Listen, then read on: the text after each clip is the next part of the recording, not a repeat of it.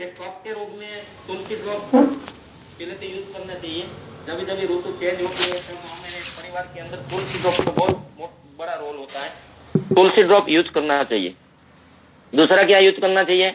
Gamma. Gamma तो running है, immunity boost करते हैं।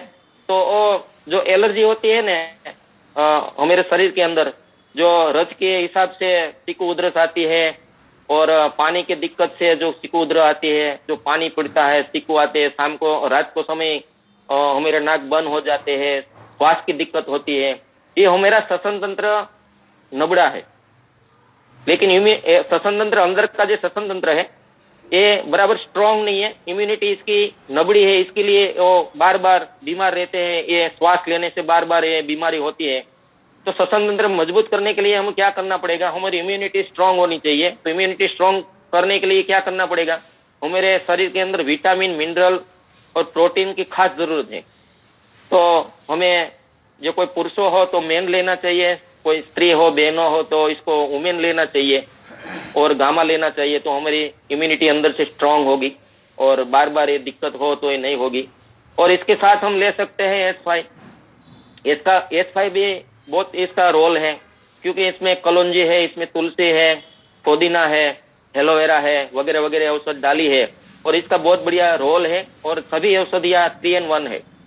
ऊपर से भी लगाते हैं तो भी हमको रिजल्ट मिलते हैं एलोवेरा से, नीम से, और अंदर से भी लेते हैं तो भी अंदर से भी हमारी इम्यूनिटी स्ट्रांग करते हैं। कोई ना कोई टॉक्सिन है हमारे शरीर के अंदर, इसको बाहर निकालते हैं परसेवा से और मड़ से, और कोई ना कोई अंदर की जो गंदगी है इसको बाहर निकालने का काम करते हैं S5।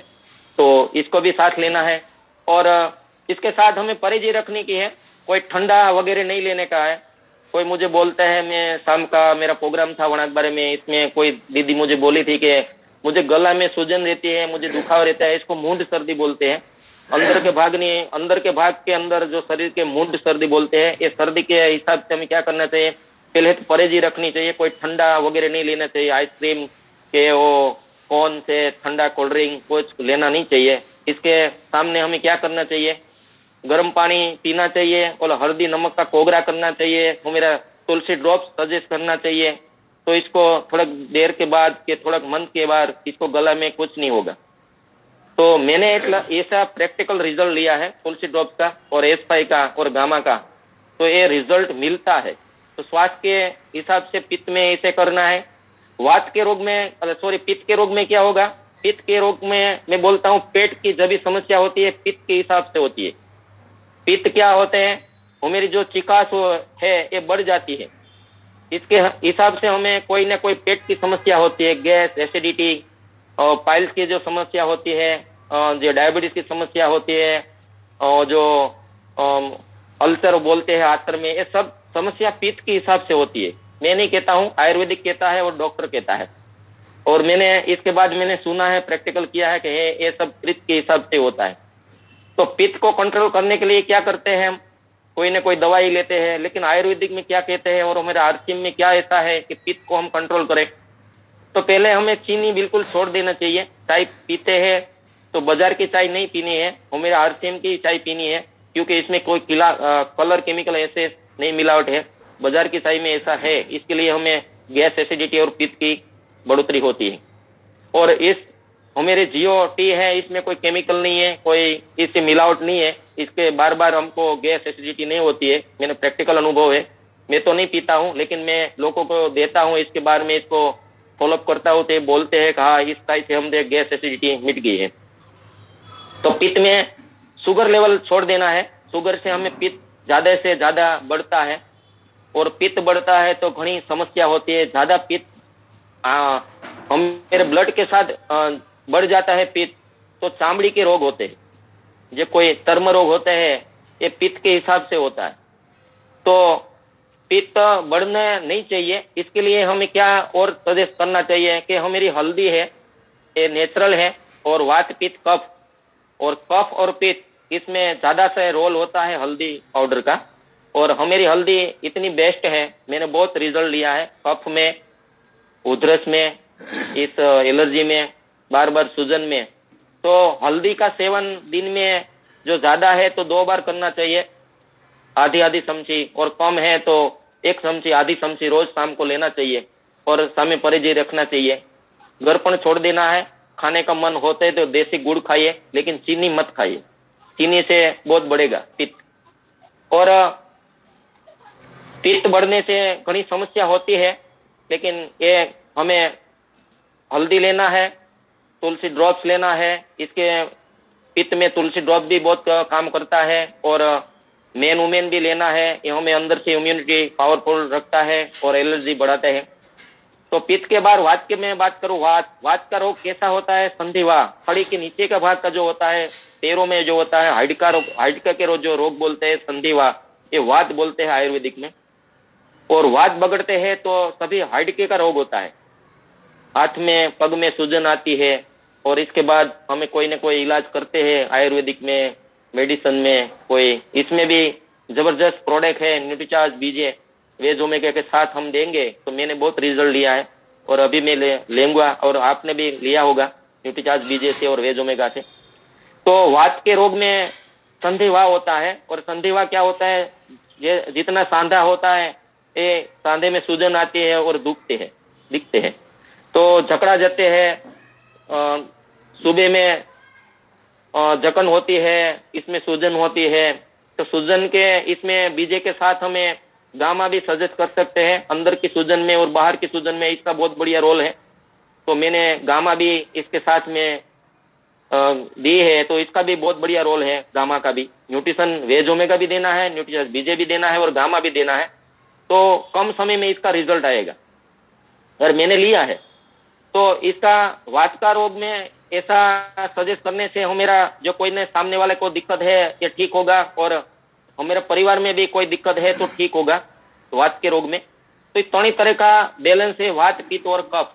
इसके हिसाब से हमें कोई आयुर्वेदिक दवा देते हैं, और तीनों का सामान जो बगड़ते हैं तो कोई न कोई रोग को हम आमंत्रण करते हैं, और बगड़ने के बाद हम डॉक्टर के पास जाते हैं और कोई ना कोई दवाई देकर हमको ढांकते हैं।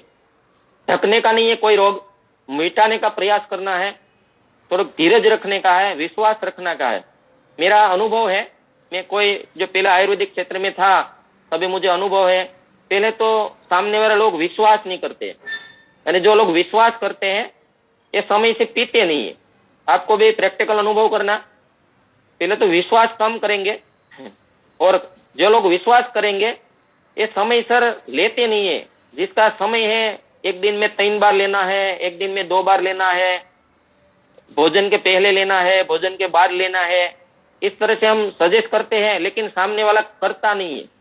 इसलिए मेरा अनुभव है, हम 10 लोगों को हम देंगे ये कोई न्यूट्रिशन, कोई हमारे जो प्रोडक्ट, इसमें से 7 लोगों को रिजल्ट आएगा, 3 लोगों को नहीं आएगा। और नहीं आएगा इसको आप पूछिए, इसके पास देखिए, और इसके जिन्हें जिस न्यूट्रिशन दिया इसको बोला है कि दिखाओ हमें कितना आपने लिया कितना नहीं लिया, तभी हमको पता चलता है कि उन्हें 1 महीने 1 मंथ का जो डोज था इसमें से 15 दिन ही पिया, 15 दिन तो पिया नहीं है। न्यूट्रीचार्ज वुमेन की बात करूं तो दीदी को, बहनों को हम देते हैं तो इसको 1 पैकेट ही खाली होता है, 1 पैकेट तो इसके अंदर ही होता है। तब हम बोलते हैं कि दीदी आपको तो 1 मंथ में पूरा करने का था, तो आपने तो 15 दिन की पड़ी है, तो ये इस तरह से आप किस तरह से लेते हैं दीदी? तो दीदी बोलती है कि हम तो कभी कभी छूट जाती है, वो प्रसंग है, खेती का काम है, कोई टेंशन वगैरह हम भूल जाते हैं, कभी कभी पीते हैं, कभी कभी नहीं पीते। तो कभी कभी पीने से कोई रिजल्ट नहीं आएगा। मेरा आयुर्वेदिक में मेरा अनुभव है, कोई भी हम देते हैं तो इसमें कोई समय से नहीं लेते हैं, आप कोई प्रूव करना, लेकिन हम करते क्या है, 2-3 दिन 2-3 हमारा पेशेंट है ना बोलते हैं तो हमको अंदर से नेगेटिव आता है कि इसका प्रोडक्ट का रिजल्ट होगा, ये तो ना बोल रहा है, लेकिन इसके टाइम टू टाइम लिया नहीं है, समय के साथ उसने यूज नहीं किया, इसने समय कदाच यूज किया है तो इसको परहेजी भी नहीं रखी है। वो मेरा न्यूट्रिशन का गजब का रिजल्ट है, मैंने 6 साल से बहुत रिजल्ट लिया है, अभी मैं लूंगा, लेकिन रिजल्ट इसको मिलेगा जो समय से हिसाब से लेंगे, इसके सामने वो परहेजी रखेंगे और वो आगे आगे लेंगे तो ही रिजल्ट मिलेगा। लेकिन हम क्या करते हैं, देते हैं, इसके बाद हम फॉलोअप करते हैं, पूरा चेक नहीं करते हैं, ऐसा समय से लेते हैं नहीं लेते हैं, और इसके बाद हमें क्या दूसरे को हम बोलते हैं कि इसमें रिजल्ट नहीं है, वो ना बोल रहा है सर, वो ना बोल रहा है एक हाँ बोल रहा है, एक ना बोल रहा है, तो हाँ बोल रहा है, इसको रिजल्ट आए, इसका मतलब क्या है? उसने परफेक्ट लिया है, इसने परफेक्ट परहेजी रखी है, इसके लिए वो हाँ बोल रहा है।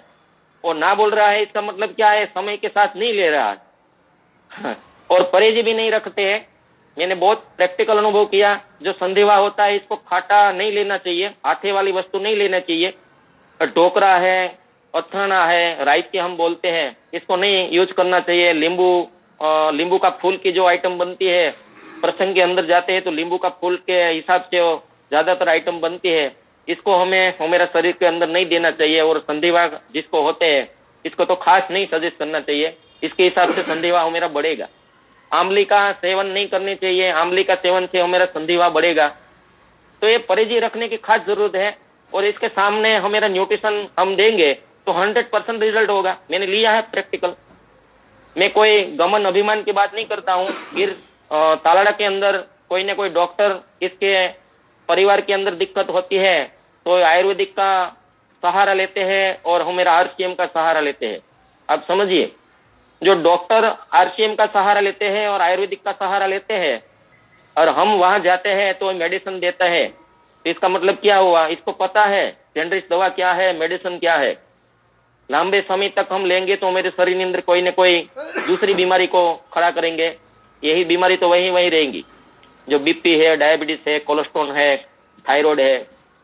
इसके हमें डॉक्टर क्या करते हैं, कोई ना कोई लंबे समय तक हम सजेस्ट करते हैं। लेकिन मैं ऐसा नहीं बोलता हूँ छोड़ देना, आपको कोई ना कोई न्यूट्रिशन को सहारा लेना और कोई ना कोई, जो मेरा मास्टर है मनीष भाई, इसको पूछना और हमें यूट्यूब में भी देखना और इसके बाद इसको सजेस्ट करना और मेडिसिन भी इसको साथ रखना और इसके बाद आपको इसको फॉलोअप करना। 100% रिजल्ट मिलता है और मैंने बहुत लिया है।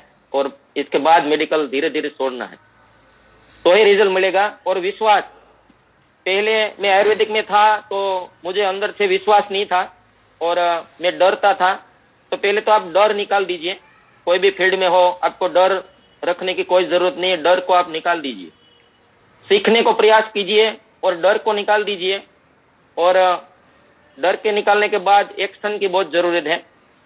जब हम सीखते हैं, मैं देखता हूँ रोज सुबह में हम सीखते हैं, यूट्यूब के माध्यम से भी सीखते हैं, कोई ना कोई ट्रेनिंग भी हम लेते हैं, लेकिन हमें दूसरे को दिखाने में डर लगता है कि ये नहीं समझेगी तो, इसने मुझे कुछ उल्टा सुल्टा बोल दिया तो। ऐसा डर मत रखिए सर, फील्ड में निकलिए और लोगों के प्रोडक्ट की जरूरत है और जाएंगे नहीं तब तक हम प्रैक्टिकल करेंगे नहीं। पहले मैं डरता था, तब तक मुझको सेल नहीं होता था। मैं शुरुआत की बात करूं फिर से, तो मनीष सर और हरीश सर मुझे बोलते थे कि भूपत भाई आप डायमंड क्लब क्यों नहीं कर रहे हैं? डायमंड क्लब करना चाहिए, आपके नीचे से बहुत लोग डायमंड क्लब करते हैं, लेकिन आप क्यों नहीं कर रहे? तब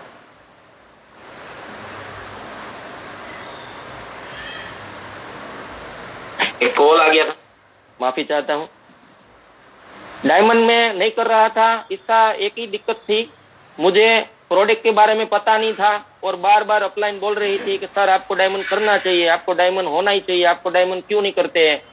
तभी मुझे दिक्कत होती थी कि वो बार बार बोल रहे हैं, बार बार मुझे कह रहे हैं, लेकिन मैं क्या करूं, डायमंड क्लब होता नहीं है।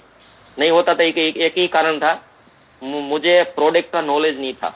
अभी मैं कभी सेल करने नहीं जाता हूँ, फील्ड में जाता हूँ और सेल कर लेता हूँ, फील्ड में जाता हूँ, बीच में सेल कर लेता हूँ और मेरे घर पे ही सामान यूज होता है 100%, और मैं घर पे ही सेल करता हूँ। तो 7,000 से लेकिन 10,000 तक मैं हर मंथ टीवी करता हूँ। इसका एक ही रोल है, मैंने अपलाइन से 5 सीखा हूँ, ट्रेनिंग के माध्यम से मैं सीखा हूँ, प्रोडक्ट के मैंने नॉलेज लिया है और 100% मेरे घर पर यूज किया है, इसलिए वो डायमंड क्लब ईजी से होने लगा। और मैं करता हूँ डायमंड क्लब तो मेरी टीम भी ज्यादा से ज्यादा लोग करने लगी। तो डायमंड क्लब हाउ इजी है, डायमंड क्लब करने में कोई दिक्कत नहीं है। और डर, जो डर हम बाजार में जाते हैं, मार्केट में जाते हैं, हमको डर लगता है, डर को निकालना है।